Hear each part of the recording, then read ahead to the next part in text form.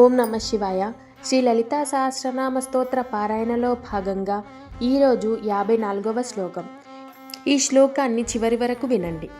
మహారూప మహాపూజ్య మహాపాతకనాశిని మహామాయా మహాసత్వ మహాశక్తిర్మహారతి. శ్లోకం యొక్క అర్థం: మహారూప అంటే ఆ అమ్మవారికి ఒకే రూపం లేదు. ఆమె అనేక రూపాలు ధరించి ప్రతి జీవిలో, ప్రతి అణువులో, ప్రతి ప్రకృతి కణంలో ఉంటుంది. సూర్యుడి తేజస్సు, గంగానది పవిత్రత, భూమాత శాంతి ఇవన్నీ ఆ అమ్మవారి మహారూపాలే.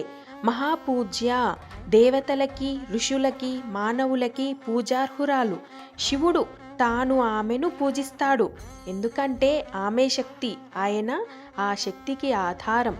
మహాపాతక నాశిని అంటే భయంకరమైన పాపమైన మనసును కూడా శుద్ధి చేస్తుంది.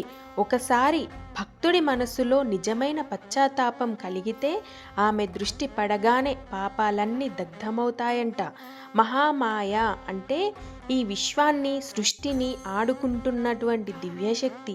మనం చూస్తున్న ఈ సృష్టి, కళ, అనుభవం ఇవన్నీ ఆమె మాయలోని భాగాలే. ఆమె అనుకుంటే విశ్వం ఉద్భవిస్తుంది. మహాసత్వ అంటే పరమశాంతి, జ్ఞానం, కరుణ ఇవన్నీ కలగలిసినటువంటి పవిత్ర చైతన్యం. అమ్మ సత్వగుణ స్వరూపం. ఆ శక్తి మనలో జ్ఞానరూపంగా వెలుగుతుంది. మహాశక్తి శివుడికి జీవమిచ్చేది ఆ ఆదిశక్తే. ఆమె లేకపోతే సృష్టి లేదు. బ్రహ్మ, విష్ణు, శివుడు వీరంతా ఆ శక్తి రూపాలే. మహారతి ఆమెను ధ్యానించిన వాడికి లభించే పరమానందం, అదే మహారతి. ఆ ఆనందం భౌతికం కాదు, ఆత్మ ఆనందం. అది లభిస్తే జన్మల దుఃఖం మాయమైపోతుంది. దేవి అనేక రూపాలుగా ఉన్నటువంటి మహారూపిణి. దేవతలకే పూజ్యమైనటువంటి మహాపూజ్య. మనిషి చేసిన పెద్ద పెద్ద పాపాలను నాశనం చేసే మహాపాతక నాశిని. ఆమెనే ఈ విశ్వమంతా సృష్టించినటువంటి మహామాయ.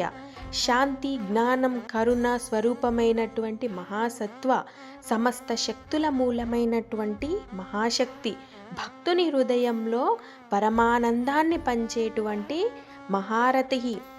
ఈ శ్లోకం మీ అందరికీ అర్థమైందా? ఒకవేళ అర్థమైనట్లయితే వెంటనే నా యొక్క వీడియోని లైక్ చేయండి. అలాగే మీ మిత్రులందరికీ షేర్ చేయండి. మరిన్ని శ్రీ లలితా సహస్రనామ స్తోత్రంలోని ప్రతి శ్లోకం యొక్క అర్థం తెలుసుకోవాలంటే నా యొక్క ఛానల్ని సబ్స్క్రైబ్ చేసుకోండి. ఓం శ్రీ మాత్రే నమః.